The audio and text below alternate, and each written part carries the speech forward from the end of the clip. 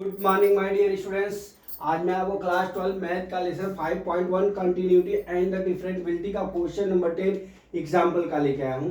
इसमें क्या दिया, discuss the continuity of the function of defined by F X X plus two if X less than equal to 1 X minus two if X equal to greater than 1।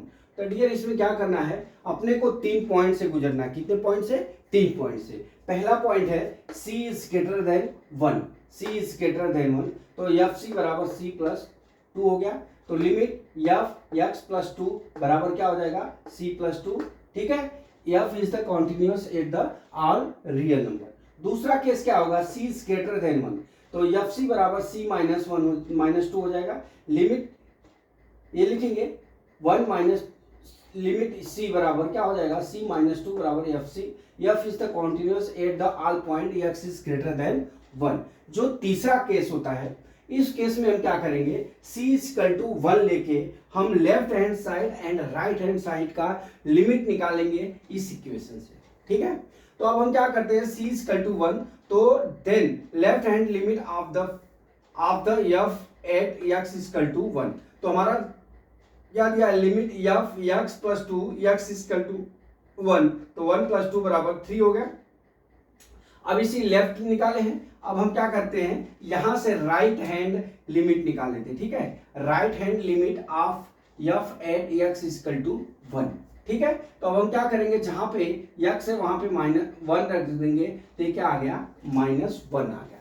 अब देख लीजिए हमारा left hand limit और right hand limit जो है दोनों क्या है, अलग अलग आया हुआ। क्या आया हुआ है, ये भी ये 3 आया है, ये माइनस आया हुआ है।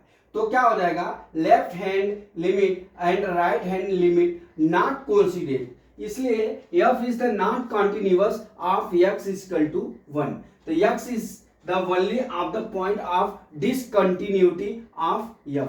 ये देख लीजिए, यहाँ पे मैंने ये फिगर बना दिया है, x एक्सिस और y एक्सिस हमारा 3 आया, यहाँ पे क्या है 2 दिया हुआ +2, तो यहाँ पे +2 दिखाया, यहाँ पे क्या दिखाया -2 आता है। फिर इसका जो फंक्शन कितना आ जाएगा, 1 और 3 आ जाएगा। ठीक है, तो इसमें क्या है डियर, इसमें जो है ये 3 केस तैयार हुए।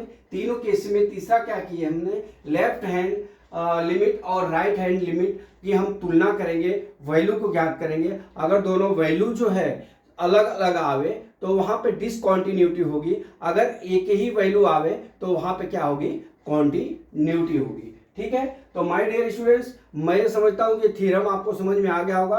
अगला थ्योरम कल मैं फिर लेके आता हूँ। जय मां सरस्वती, जय भारत माता, जय जवान, जय किसान।